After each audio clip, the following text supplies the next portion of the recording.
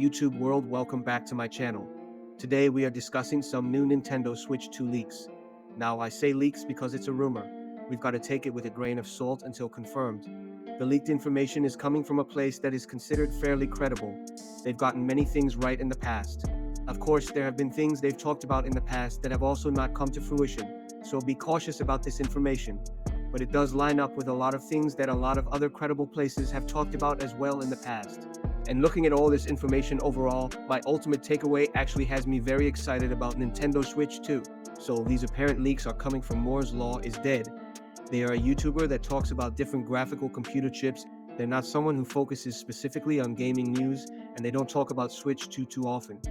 But they do apparently have several Nvidia sources. And so Moore's Law is Dead has reached out to these different sources recently about Switch 2 and has gotten some interesting information that's helping to piece together the overall picture on not just the Switch 2 specs, but also the situation regarding the reported internal delay. So here's the first bit that's coming from apparently a really good source for Moore's Law is Dead. I thought I'd let you know that as far as I'm aware, there's nothing wrong with the Switch 2. In fact, the hardware and software has been done for a very long time, and the ball has been entirely in their court for years now regarding when they want to launch it. Remember, Nintendo isn't Sony.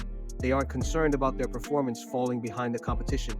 They don't see further delay as something that will cause their hardware to become obsolete. They see delays as something that will cause their games to be more polished at launch. What I find so fascinating about this information here is that Nintendo has been able to release the Switch 2, yet they have chosen not to. And it discussed how this system in theory could have been released in the year 2023. Nintendo could have put out this system if all this info is true, but they chose not to. And apparently they're choosing not to release it in 2004 either. They have been sitting on this technology, and they're not worried about coming out 3 or 6 months later and thinking, oh well, down the line our hardware is going to be so outdated that third-party games are going to really struggle. They are far more concerned with getting the game's lineup completely right. And from one perspective, this is kind of frustrating because I've been wanting Switch 2 for a while already. I thought we should have had Switch 2 when Tears of the Kingdom came out. That game looks and runs amazing for Nintendo Switch, but it does have its issues and it could have been even better. On the flip side though, Tears of the Kingdom still ran fine.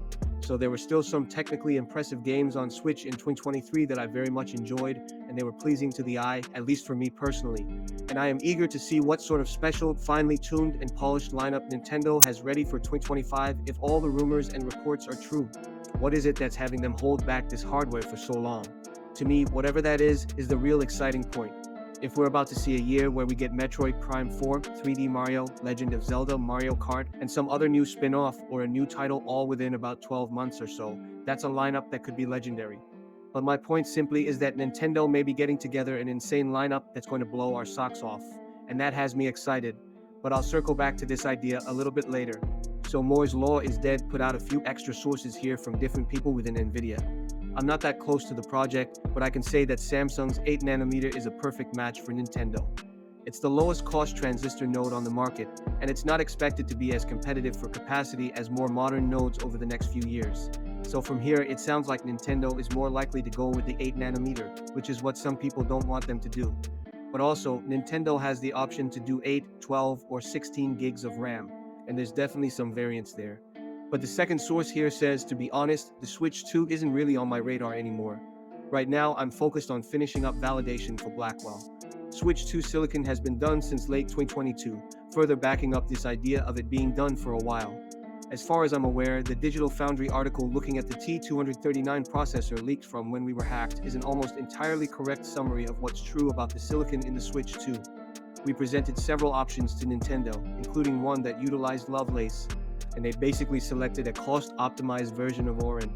It has some efficiency tweaks from Lovelace and a few other goodies added as well. Oh, and AMD bid against us hard for the Switch 2 by the way, but it ended up losing the bid. A lot of different content creators and people out on social media attacked him for this. Yet here we have this source saying that, well, AMD did make their bid. It was on the table. Nintendo went with Nvidia.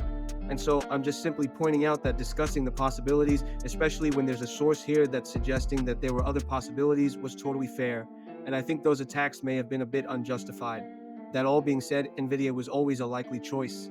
And from these sources, clearly Nvidia is where Nintendo is going. And here they're talking about how this chipset is going to be fairly customized.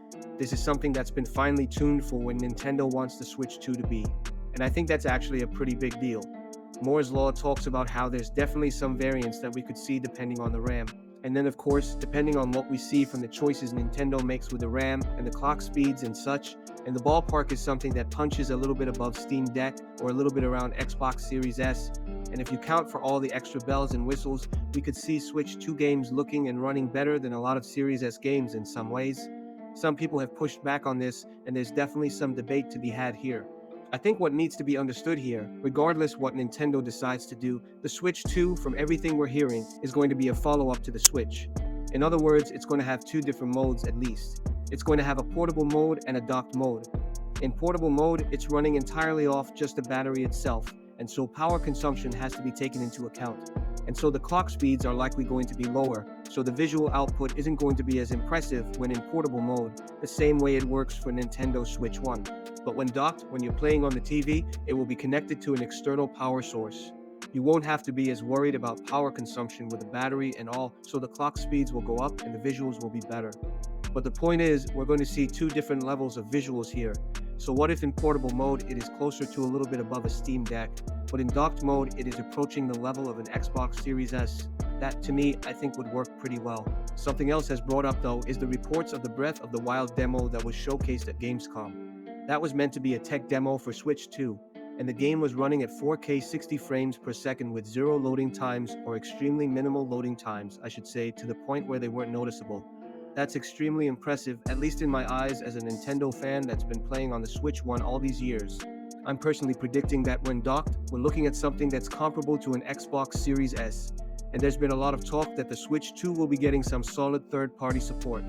Monster Hunter World, for example, is ready to come to the console, and that is a significant triple, a third-party game. So if Switch 2 can get games like that, and they look and run fairly well, I think that's a huge win. Now, as Moore's Law discusses in his video, a lot of this may come down to what kind of RAM Nintendo decides to use. Do they go with the 16 gigs, or do they go with the 8?